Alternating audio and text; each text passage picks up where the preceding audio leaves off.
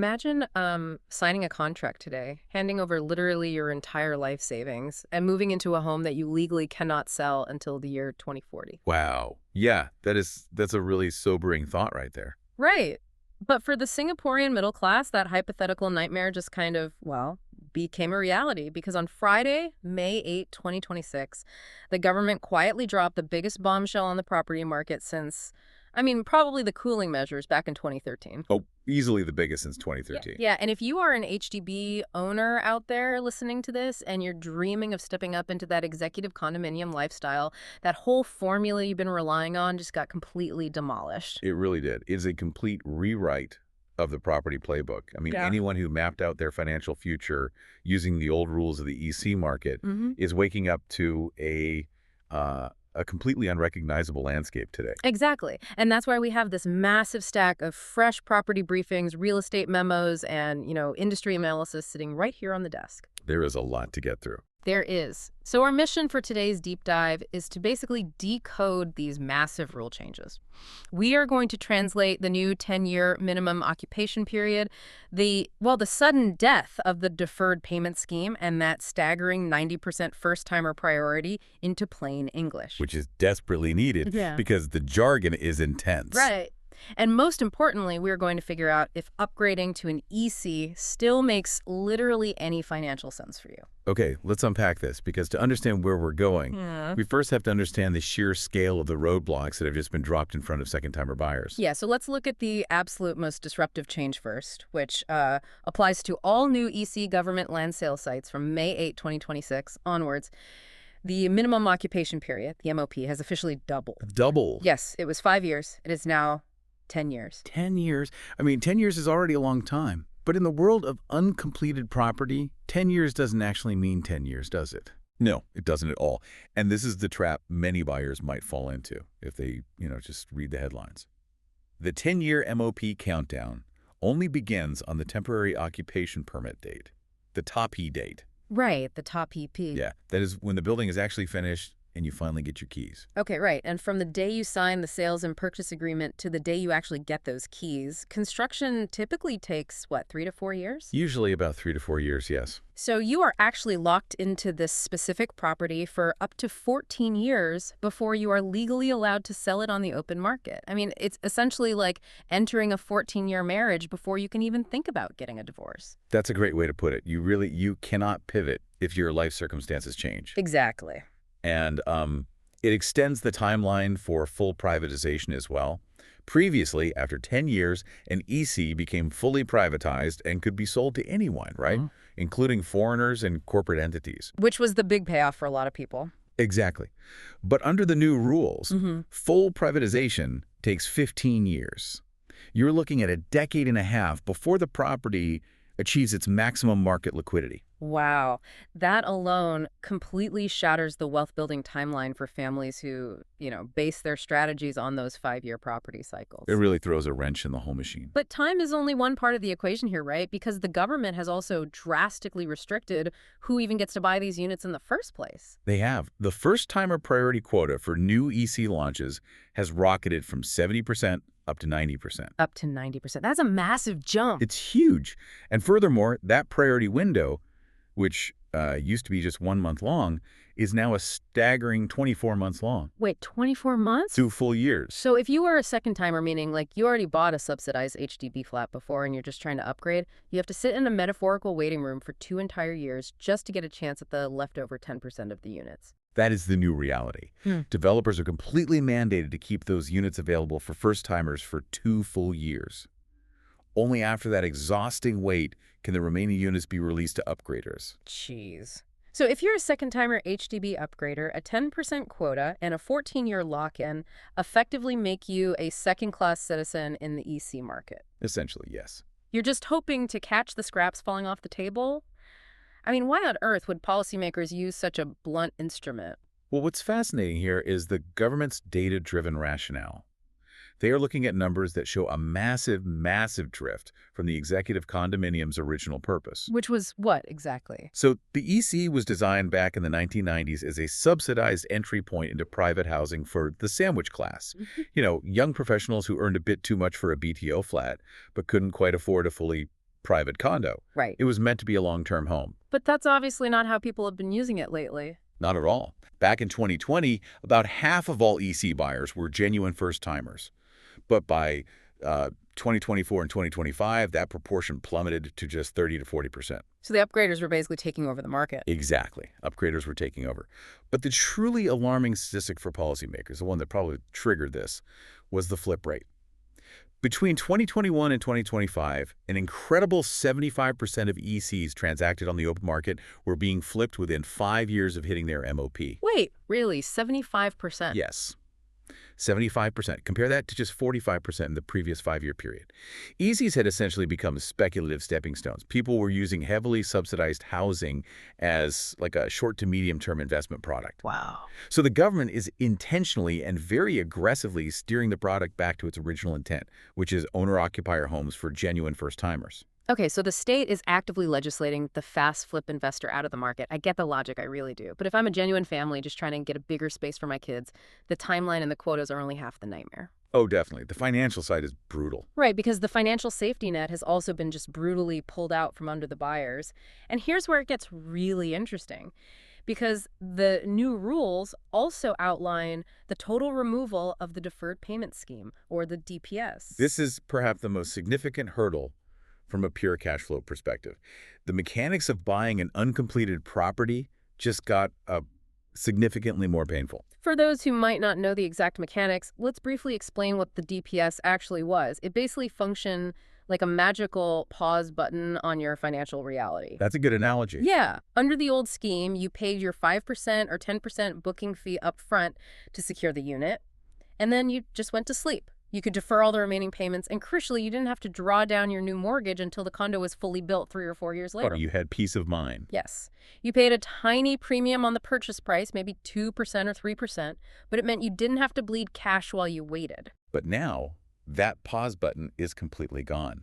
Everyone is forced onto the standard progressive payment scheme, or PPS. How does the progressive payment scheme actually work in practice for a normal family? Well, it works by demanding cash as the building literally goes up. Your mortgage is drawn down in stages during construction. First, the developers lay the foundation, and the bank releases a percentage of your loan, meaning you start paying a monthly mortgage. Okay. A few months later, they build the concrete framework, the bank releases more of the loan, and your monthly payment increases. Then the brick walls go up, the ceiling goes in, the doors are installed. At every single milestone, your monthly mortgage payment just creeps higher and higher. But wait, if construction takes 4 years, where is this family living while the foundation and the walls are going up? And that is the crux of the issue. They are either still living in their current HDB flat, meaning they are paying their existing HDB mortgage, or they have sold their HDB flat and are renting a place on the open market. Oh, wow. So they are effectively paying for 2 roofs over their head at the exact same time. They are paying rent, plus a progressively increasing EC mortgage. Exactly. How is a normal middle-class upgrader supposed to bleed cash like that for years?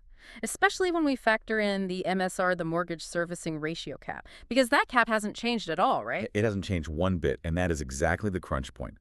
Because ECs are considered subsidized housing, buyers are subjected to the mortgage servicing ratio, which strictly caps your monthly mortgage payment at 30% of your gross monthly income. Hold on, let's do the actual math on that, because 30% sounds entirely reasonable and responsible until you see the actual dollar amounts. Sure. Let's take a typical sandwich class couple. Say they earn a combined $12,000 a month. Okay, at a $12,000 monthly income, the 30% MSR cap dictates that the absolute maximum mortgage payment they are legally allowed to make is $3,600 a month. So even if they have like 0 car loans, 0 credit card debt, and they live incredibly frugally, the bank literally cannot accept a mortgage payment higher than $3,600. Correct. The law won't allow it. And in today's interest rate environment, a monthly payment of $3,600 supports a maximum total loan of roughly $750,000. But I mean, $750,000 is still a massive amount of debt. Surely that's enough to get a decent family-sized place in the suburbs. You would think so, wouldn't you? But you have to look at the reality of current EC launch prices. The land costs for developers have surged. Current EC launches are sitting around $1,800 to $1,900 per square foot. Right. The recent Revel Tampines, for example, launched at like $839 per square foot. Okay, so if the maximum loan this couple can get is $750,000 and they add in their 25% down payment from their cash and CPF savings, that gives them a total purchasing budget of exactly $1 million. Yes, and at $1,800 per square foot, a $1 million budget buys you a unit that is approximately 526 to 555 square feet. Are you kidding? That's practically a shoebox. You absolutely cannot fit a family of 4 into a 500 square foot apartment. No, you can't. It completely defeats the fundamental purpose of upgrading for space. Right. And if we connect this to the bigger picture, it becomes clear that the regulations are functioning like a vice grip. The sandwich class is caught in a devastating trap. Yeah, they really are. They earn too much to qualify for BTO flats or generous housing grants. But the strict MSR cap is trying to fit a gallon of water into a pint glass. The income might be there to support a larger loan, but the regulatory container simply won't allow it. It's just too rigid. Exactly. And without the deferred payment scheme to shield them from simultaneous housing costs, upgrading to an EC is incredibly difficult to finance unless they sell their HDB first. And if they do sell their HDB first just to free up the cash and clear their current mortgage to satisfy the regulators, they have to find somewhere to rent for 4 long years while the EC is being built. Which is very expensive. Rents in Singapore are not cheap. The rental costs alone over 4 years would completely eat up any potential savings they got from buying a subsidized EC over a private condo. Exactly. The holding costs literally evaporate the discount. So if I'm a listener sitting here staring down a 14-year lock-in, a mortgage that's bleeding me dry before I even get the keys, and a system that treats me like a second-class citizen just for being an upgrader, I mean, why wouldn't I just bypass the EC entirely and buy a private condo instead? And that is the core strategic decision every single upgrader has to make under these new rules. It is the ultimate fork in the road. Do you fight tooth and nail for an EC, or do you pivot to an outside central region, an OCR private condo? Let's compare those numbers. Private OCR condos right now are launching at around $2,100 to $2,200 per square foot. Yep. And the ECs, as you mentioned, are around $1,800 to $1,900 per square foot. So there's our roughly 20% to 30% price discount on the EC. So what does this all mean? Is that discount a golden ticket, or is it just a pair of golden handcuffs? I'd lean towards handcuffs for a lot of people. Because historically, the whole draw of the EC was that you bought at a discount, waited out the 5-year MOP, and enjoyed a massive 130% to 140% capital gain. Are those historical gains completely dead under these new rules? Yes. The speculative premium of the EC is being aggressively systematically priced out by these policies. You simply cannot achieve a 130% return over an 8-year total time frame anymore, for the simple fact that you literally cannot sell the property. Right, you're stuck. The timeline is stretched to 14 years. You have to factor in the time value of money.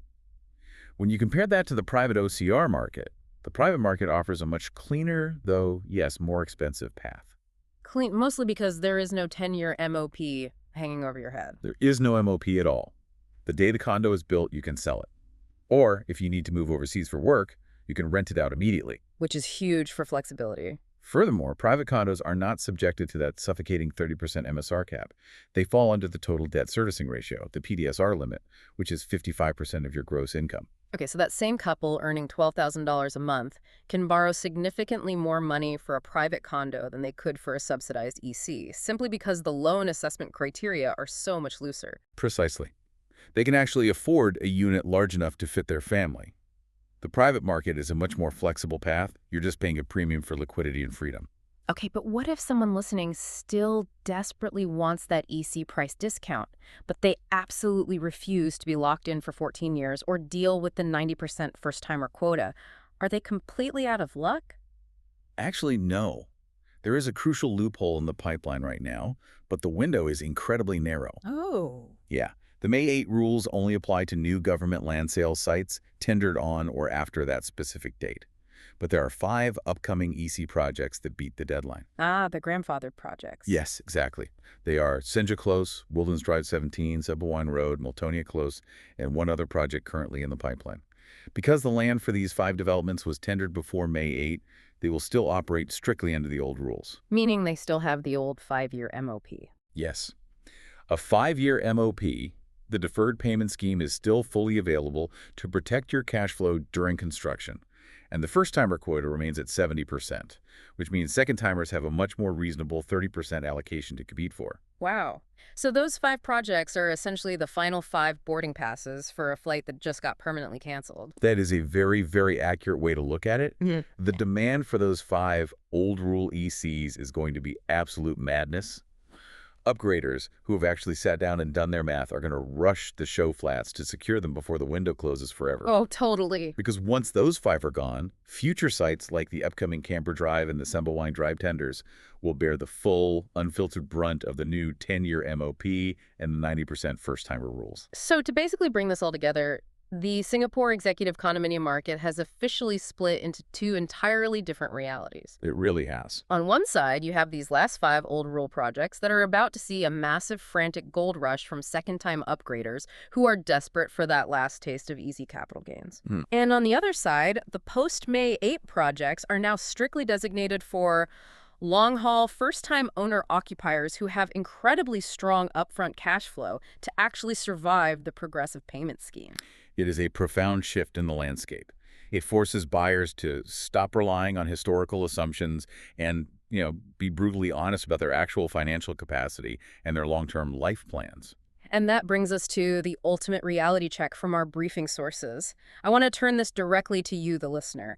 Sitting on the fence, adopting a, wait-and-see approach is no longer a neutral action in this market. If you wait, you miss the grandfathered project. Exactly. The question you have to ask yourself right now, today, is this. Do my numbers work today, and will they work better or worse in 12 months? Because if the OCR private market continues to climb, and you are locked out of the new ECs due to the quotas and the MSR caps, well, waiting might price you out of an upgrade entirely. It's a sobering thought. And this raises an important question, one that goes far beyond just the math of mortgages and square footage. Sure. Well, for decades, the Singaporean dream was built on this very mechanical, almost guaranteed idea of upgrading and flipping property for a neat profit every 5 years.